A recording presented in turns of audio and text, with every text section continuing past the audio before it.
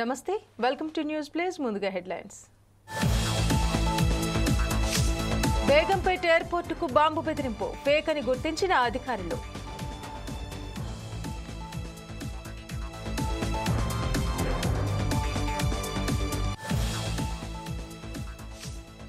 ఎవరి మధ్యవర్తిత్వం అవసరం లేదు ట్రంప్ వ్యాఖ్యలపై స్పష్టతనిచ్చిన ప్రధాని మోదీ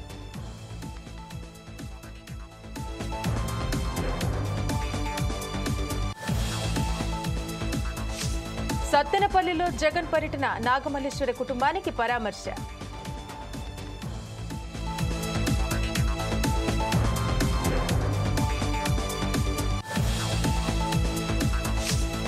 ఇండోనేషియాలో పేలిన అగ్నిపర్వతం పలు విమాన సర్వీసులకు ఆటంకం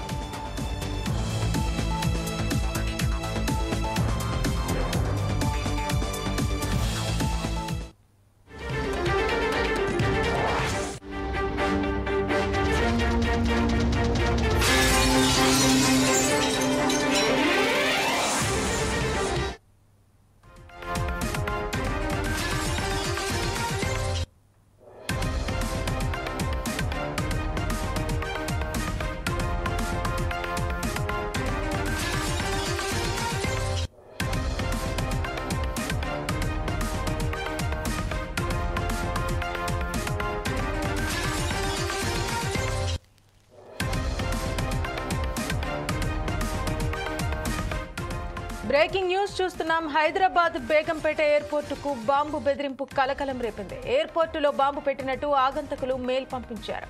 దీంతో Telangana special protection force, central industrial security force, ఇతర భద్రతా బలగాలు అప్రమత్తమయ్యాయి. ఎయిర్పోర్టు ఉద్యోగులు, సిబ్బందిని బయటకు పంపించి తనిఖీలు చేశారు. Sniffer dogs, bomb detection squads తో అణువణువు గాలించారు.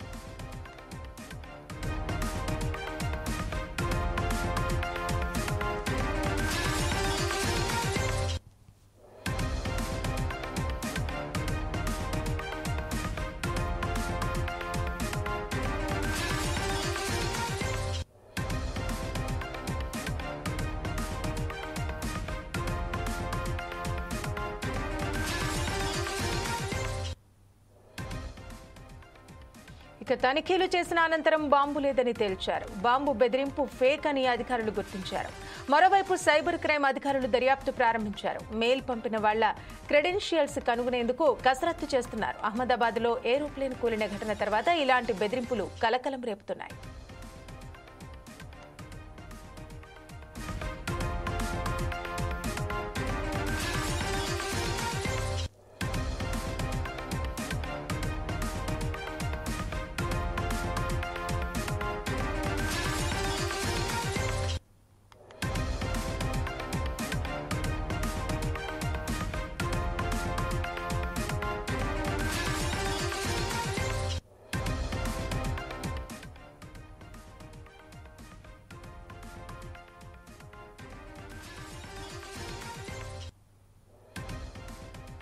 హైదరాబాద్ బేగంపేట ఎయిర్పోర్టుకు బాంబు బెదిరింపు కలకలం రేపింది. ఎయిర్పోర్టులో బాంబు పెట్టినట్టు ఆగంతకులు మెయిల్ పంపించారు.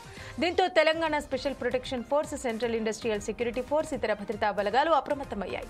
ఎయిర్పోర్టు ఉద్యోగులు, సిబ్బందిని బయటకు పంపించి తనిఖీలు చేశారు. Sniffer dogs, bomb detection squads తో అణువణువు గాలించారు. తనిఖీలు చేసిన అనంతరం బాంబు లేదని తేల్చి చెప్పారు. బాంబు బెదిరింపు ఫేక్ అని అధికారులు గుర్తించారు. మరోవైపు సైబర్ క్రైమ్ అధికారులు దర్యాప్తు ప్రారంభించారు. మెయిల్ పంపిన వాళ్ల క్రెడెన్షియల్స్ కనుగొనేందుకు కసరత్తు చేస్తున్నారు. అహ్మదాబాద్ లో ఏరోప్లేన్ కూలిన ఘటన తర్వాత ఇలాంటి బెదిరింపులు కలకలం రేపుతున్నాయి. ఇక దీనికి సంబంధించి మరింత సమాచారం మా బ్యూరో ఇన్ఛార్జ్ సుధాకర్ అందిస్తారు. సుధాకర్, చెప్పండి, అహ్మదాబాద్ లో ఏరోప్లేన్ కూలిన ఘటన, మనం ఆ షాక్ నుంచి బయటకు రాకముందే వరుసగా బాంబు బెదిరింపు కాల్స్ కలకలం రేపుతున్నాయి. రీసెంట్ గా ఇప్పుడు బేగంపేట విమానాశ్రయానికి కూడా అటువంటి బాంబు బెదిరింపు కాల్ వచ్చింది. దీనికి సంబంధించినటువంటి పూర్తి వివరాలు తెలపండి. అహ్మదాబాద్ ఎయిర్పోర్ట్ లో అంటే ఫ్లైట్ తర్వాత మాత్రము ఈ బాంబు బెదిరింపు వచ్చిన తర్వాత మాత్రము రాష్ట్ర వ్యాప్తంగా ఒక భయాందోళన వాతావరణం నెలకొందనుకోవచ్చు. భాగ్యనగరంలోని బేగంపేట ఎయిర్పోర్ట్ కు బాంబు బెదిరింపు కలకలం రేపింది అనుకోవచ్చు. అయితే ఎయిర్పోర్ట్ లో బాంబు పెట్టినట్టు కొంతమంది అంటే ఆగంతుకులు మెయిల్ ద్వారా మెయిల్ వెంబడింది. దీంతో తెలంగాణ స్పెషల్ ప్రొటెక్షన్ ఫోర్స్ మరియు సెంట్రల్ ఇండస్ట్రియల్ సెక్యూరిటీ ఫోర్స్ మరియు మరికొంత భద్రతా బలగాలు వచ్చేసి అప్రమత్తాయి. వెంటనే ఎయిర్పోర్ట్ కు చేరుకుని అక్కడ ఎయిర్పోర్ట్ లో ఉన్న ఉద్యోగులను సిబ్బందిని బయట పంపించి క్షుణ్ణంగా తనిఖీలు చేయడం జరిగింది. దాని తర్వాత స్లీపర్ డాక్స్ అలాగే బాబ్ డిడక్షన్ బాంబులతో స్టార్ తోటి అనుమానం గాలించారు. అంతా గాలించిన తర్వాత ఇది ఫేక్ అంటూ మాత్రం వార్త బయటికి రావడం జరిగింది. ఒకటే చూసుకోవచ్చు, ఈ మధ్య కాలంలో ఎక్కడ చూసినా కూడా హెలికాప్టర్లు కానీ విమానాలు కానీ కుప్పకూలిపోవడము, ఎంతో మంది ఈ ప్రమాదంలో ప్రాణాలు కోల్పోయిన సంఘటన అనుకుంది. గతంలో చూసుకుంటే గత వారం రోజుల క్రితం అహ్మదాబాద్ సంఘటన ఇప్పుడు భారతదేశ వ్యాప్తంగా ఒక చర్చగా కొనసాగుతుంది. ఈ కన్నీటి బాధ మరొక ముందే ఈ రోజు ఈ బాంబు కలకలం అనేది అంటే మేలు రావడం కలకలం అనేది మాత్రం చాలా వింతగా అనిపించింది. ఏదేమైనా అధికారులు మొత్తము ఇదే బేగంపేట ఎయిర్పోర్ట్ ని క్షుణ్ణంగా పరిశీలించిన తర్వాత ఇది ఫేక్ అని తెలిసింది. దీని తర్వాత వెంటనే క్లూస్ టీమ్ వచ్చేసి అసలు ఎవరు పంపించారు, ఈ మెయిల్ పంపిన కారణం ఏంటి అనే కోణంలో మాత్రం క్షుణ్ణంగా పరిశీలిస్తారు.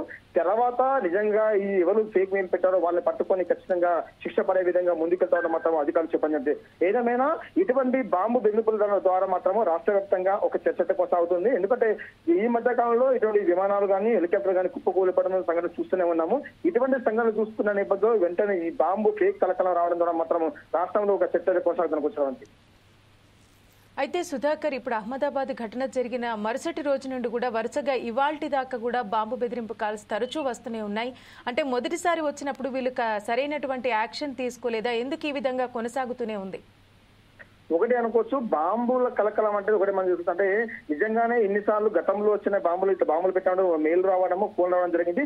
కానీ ఎన్నిసార్లు వచ్చినా కానీ ఎక్కడ కూడా బాంబులు పెట్టడం మాత్రం ఆధారం అయితే దొరకలేదు. ఫేక్ కాల్స్, ఫేక్ మెసేజ్లు, ఫేక్ మెయిల్ ఇవే వస్తున్నాయి తప్పి నిజంగానే వీళ్ళు వచ్చిన తర్వాత వెంటనే అధికారులు కానీ వీళ్ళు వెళ్ళి అప్రమత్తమయ్యి వెంటనే సత్యంతోటి డాక్స్ తోటి క్షుణ్ణంగా పరిశీలన చేయడం ఉంటుంది. కానీ ఇప్పటికి మాత్రం ఎక్కడ కూడా ఈ బాంబులు పెట్టినట్టు మాత్రం ఆధారాలు కొనసాగలేదు. కానీ గతంలో చూసుకుంటే మనము హైదరాబాద్ అంటే భాగ్యనగరంలో అక్కడక్కడ బాంబులు పెట్టేసి బాంబులా చేసిన నేపథ్యం కనబడుతుంది. కానీ ఎయిర్పోర్ట్ లో ఈ మధ్య కాలంలో ఎక్కడ కూడా మాత్రం బాంబులు పెట్టిన మెయిల్లు, మెసేజ్లు, ఫోన్లు వచ్చినా కూడా మాత్రం ఎక్కడ మాత్రం ఆధారాలతో కనిపించలేదు. కానీ ఇటువంటి మెయిల్ వచ్చిన తర్వాత మాత్రం అధికారులు మాత్రం అప్రమత్తండి నిజంగానే బాంబులు పెట్టారా అనే కోణంలో మాత్రం క్షుణ్ణంగా పరిశీలన కొనసాగుతుంది.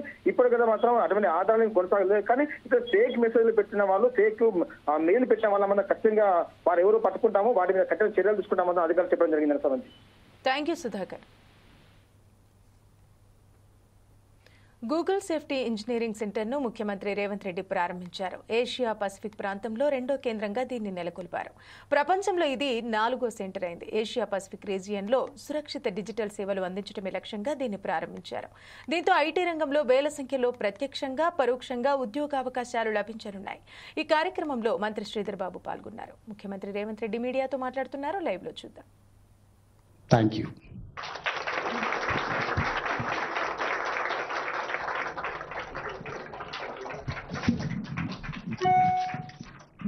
Thank you, Honorable Minister, for your profound words and visionary guidance. As we move towards the conclusion of our formal proceedings, may I invite Mr. Sachin Thakur, Engineering Site Director, Privacy, Safety, Security, Google India, to stage, please.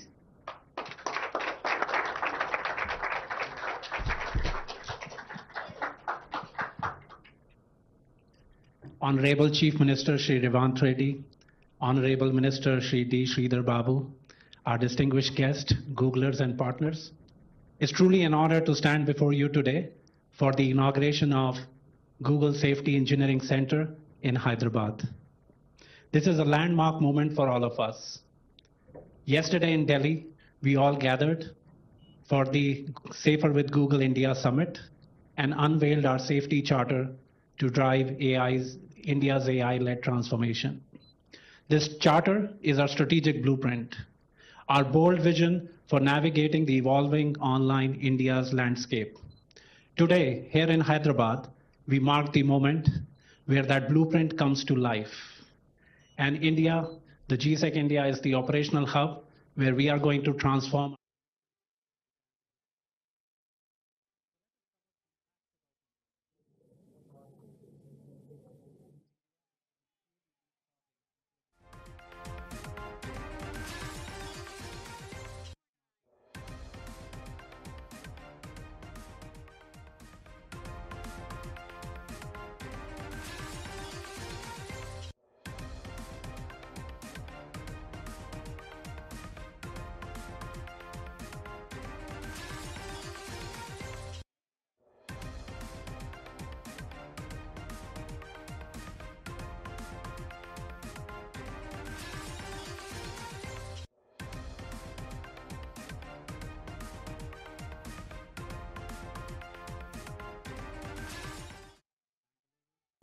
Google safety engineering సెంటర్ను CM Revanth Reddy ప్రారంభించారు. Asia Pacific ప్రాంతంలో రెండో కేంద్రంగా దీన్ని నెలకొల్పారు.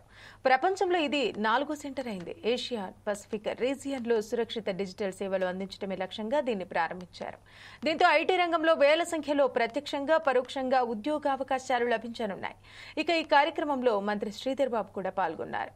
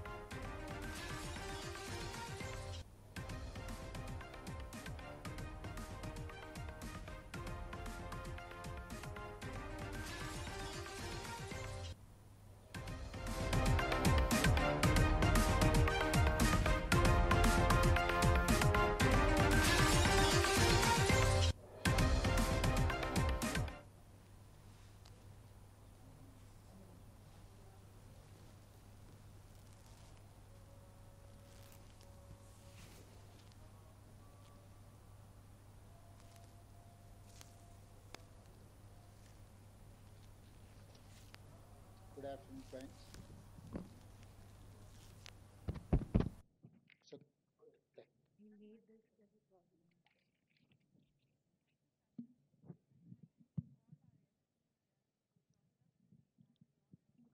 Good afternoon, friends.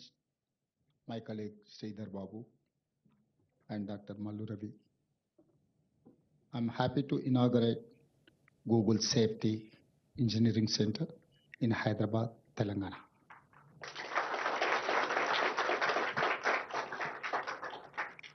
World has changed since the time Google started. Today, our lives are totally digital. Today, we are worried about privacy, security, safety. Our economy, our government, our lives are digital. If digital is safe, we will grow. I'm proud Google will use the cybersecurity hub to develop advanced security and safety solutions. This will focus on skill development, create employment, and increase security capabilities of India. I love your company's philosophy. Do no evil. Like Google, my government believes do only good. Even if benefits are slow, we must focus on long term. I'm sure if global companies search for best investment place, answer will be Telangana. The first link will be Hyderabad. We call this Telangana Rising. We want to grow Telangana into $1 trillion economy by 2035, $3 trillion economy by 2047. Our freedom, we are going to enjoy 100th year in 2047. That time, Telangana is going to reach $3 trillion economy. Now our population is 2.5% in Indian population. We are contributing 5% GDP. That time we wanted to contribute 10% GDP in Indian economy. We call Telangana Rising. We wanted to make 1 crore women multi-millionaires. Now we have self-help group women are 67 lakh members in it. So now I wanted to upgrade their financial capabilities. Each woman, we wanted to develop a 1 crore value. That is why we have given solar power generating agencies to our women. RTC buses, they are hiring now RTC buses to corporation. So, and I think it's nearby only, they have Indira Mahila Shakti Center. I think your campus is more than 2 acres. But my women are having 3.5 acres campus in this adjacent to high-tech city. So they are your competitor now. For all this, I need your support. Particular, I wanted to empower women. For that, I need your support, Google's support. Become brand ambassadors of Telangana Rising. Google and Hyderabad are old friends. I think everyone knows that Google has started in Hyderabad in 2007 when Rajashekar Reddy ji was as Chief Minister of Telangana. Google set up its first office here during Congress rule only. Today, nearly 7,000 Googlers call Hyderabad their home. We are working together in many areas like education, security, maps, traffic, startups, and health.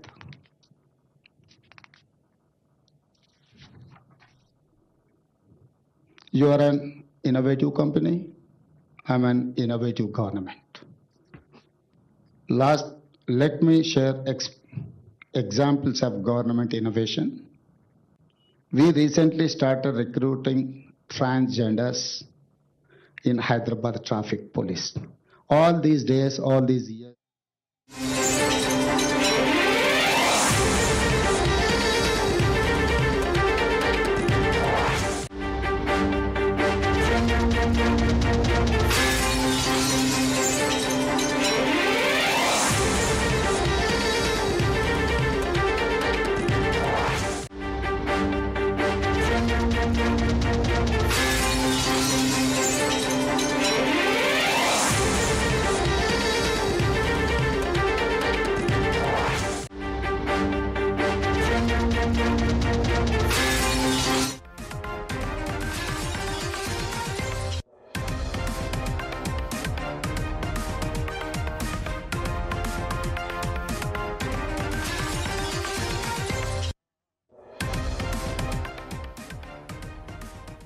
ఇండోనేషియాలోని లెవోటోబీలకి అగ్నిపర్వతం మరోసారి పేలింది.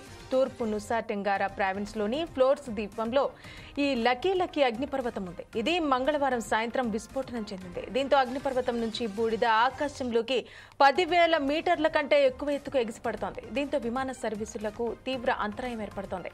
అగ్నిపర్వతం విస్ఫోటనం కారణంగా బాలికి వెళ్లాల్సిన air India విమానం తిరిగి ఢిల్లీకి వచ్చింది. పలు అంతర్జాతీయ విమాన సర్వీసులపై ఈ ఘటన ప్రభావం పడింది. అనేక విమానాలు దారి మళ్లించారు. దీంతో ప్రయాణికులు తీవ్ర ఇబ్బందులు పడుతున్నారు. 1586 మీటర్ల ఎత్తున లకీ అగ్నిపర్వతం చాలా క్రియాశీలకంగా ఉంది. ఈ ఏడాది మార్చి 21న విస్ఫోటనం చెందింది. గతేడాది నవంబర్లో కూడా పేలింది.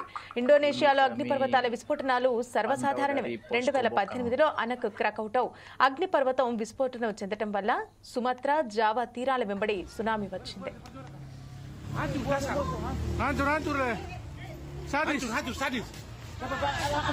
Sore gunung meletus lagi. Abungnya lebih sadis lagi dari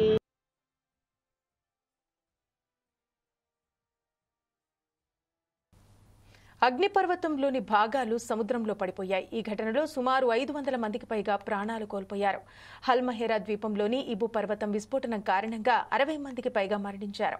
సమీపంలోని 7 గ్రామాలను ఖాళీ చేయించారు. మరోవైపు ఇండోనేషియా అంతటా వరుస అగ్నిపర్వత విస్ఫోటనాలు జరుగుతున్నట్టు అధికారులు చెబుతున్నారు.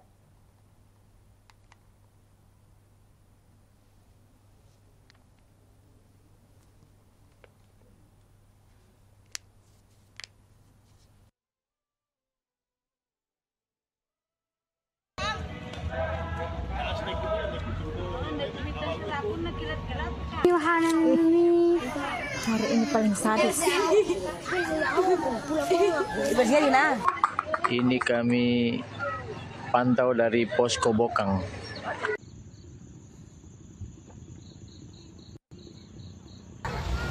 Sore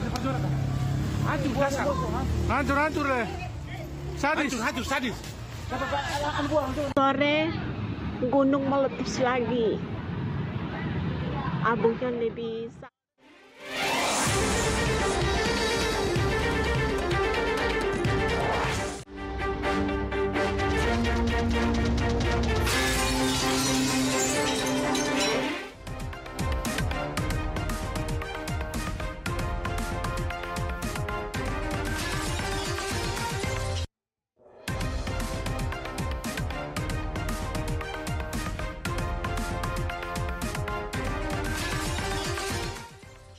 భారత్ పాకిస్తాన్ మధ్య ఉద్రిక్తతలను తామే ఆపామంటూ అమెరికా అధ్యక్షుడు డొనాల్డ్ ట్రంప్ వ్యాఖ్యలకు ప్రధాని మోదీ స్పష్టతనిచ్చారు.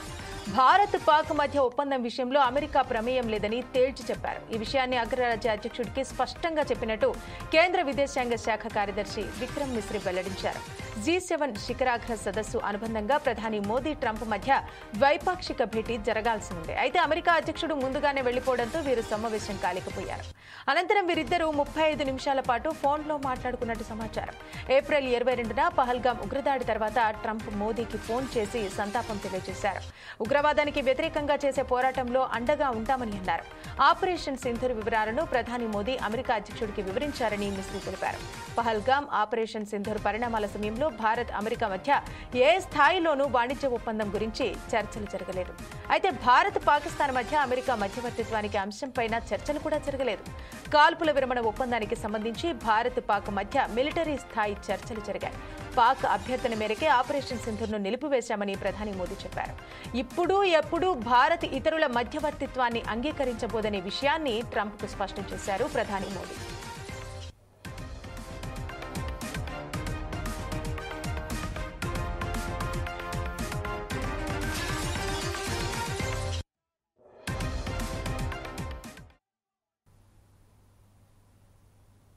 భారత్ పాకిస్తాన్ మధ్య ఉద్రిక్తతలను తామే ఆపామంటూ అమెరికా అధ్యక్షుడు డొనాల్డ్ ట్రంప్ వ్యాఖ్యలకు ప్రధాని మోదీ స్పష్టతనిచ్చారు. భారత్ పాక్ మధ్య ఒప్పందం విషయంలో అమెరికా ప్రమేయం లేదని తేల్చి చెప్పారు. ఈ విషయాన్ని అగ్రరాజ్య అధ్యక్షుడికి స్పష్టంగా చెప్పినట్టు కేంద్ర విదేశాంగ శాఖ కార్యదర్శి విక్రమ్ మిశ్రీ వెల్లడించారు. G7 శిఖరాగ్ర సదస్సు అనుబంధంగా ప్రధాని మోదీ ట్రంప్ మధ్య ద్వైపాక్షిక భేటీ జరగాల్సి ఉంది. అయితే అమెరికా అధ్యక్షుడు ముందుగానే వెళ్లిపోవడంతో వీరు సమావేశం కాలేకపోయారు. అనంతరం వీరిద్దరూ 35 నిమిషాల పాటు ఫోన్లో మాట్లాడుకున్నారు. ఏప్రిల్ 22వ తేదీన పహల్గాం ఉగ్రదాడి తర్వాత ట్రంప్ మోదీకి ఫోన్ చేసి సంతాపం తెలియజేశారు. ఉగ్రవాదానికి వ్యతిరేకంగా చేసే పోరాటంలో అండగా ఉంటామని అన్నారు. ఆపరేషన్ సింధూర్ వివరాలను ప్రధాని మోదీ అమెరికా అధ్యక్షుడికి వివరించారని మిశ్రీ తెలిపారు. పహల్గాం ఆపరేషన్ సింధూర్ పరిణామాల సమయంలో భారత్ అమెరికా మధ్య ఏ స్థాయిలోనూ వాణిజ్య ఒప్పందం గురించి చర్చలు జరగలేదు. భారత్ పాకిస్తాన్ మధ్య అమెరికా మధ్యవర్తిత్వానికి అంశంపైన చర్చలు కూడా జరగలేదు. కాల్పుల విరమణ ఒప్పందానికి సంబంధించి భారత్ పాక్ మధ్య మిలిటరీ స్థాయి చర్చలు జరిగాయి. పాక్ అభ్యర్థన మేరకే ఆపరేషన్ సింధూర్ను నిలిపివేశామని మోదీ చెప్పారు. ఇప్పుడు ఎప్పుడు భారత్ ఇతరుల మధ్యవర్తిత్వాన్ని అంగీకరించబోదనే విషయాన్ని మోదీ ట్రంప్కు స్పష్టం చేశారు.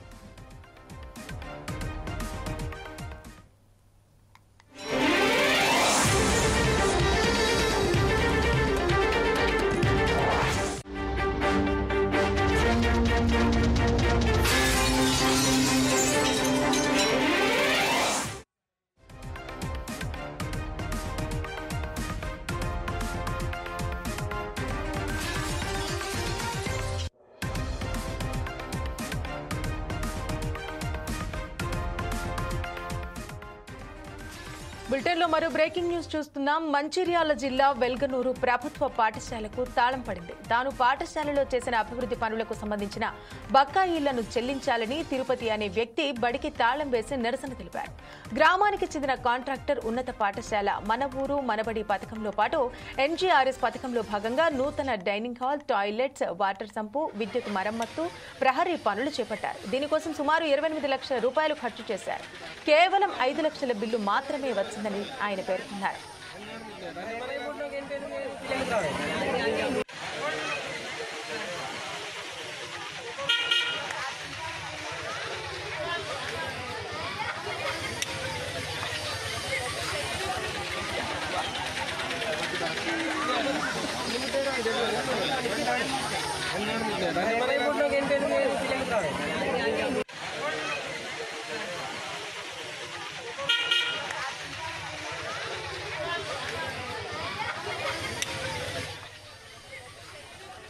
ఇంకా 23 లక్షల బిల్లులు రావాల్సి ఉందంటూ ఆయన ఆవేదన వ్యక్తం చేశారు. బిల్లులు విడుదల చేయడంలో ప్రభుత్వం జాప్యం చేస్తోందని, చేసేదేమీ లేక పాఠశాల గేటుకు తాళం వేసి ఆందోళన చేపట్టినట్టు పేర్కొన్నారు. ఈ సమయంలో ఉపాధ్యాయులు, విద్యార్థులు గేటు బయట నిరీక్షించాల్సి వచ్చింది. విషయం తెలుసుకున్న ఎస్ఐ తాసీనుద్దీన్ అక్కడికి చేరుకుని న్యాయం చేస్తామని హామీ ఇచ్చారు. దీంతో వారు ఆందోళన విరమించుకున్నారు.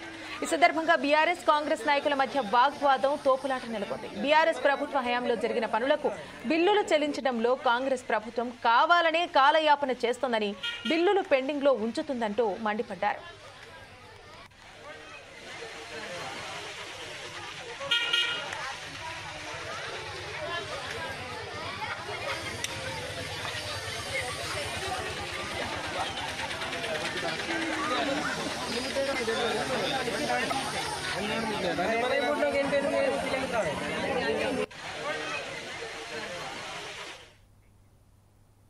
మరిన్ని అప్డేట్స్ కోసం చూస్తూనే ఉండండి 4 Sides TV.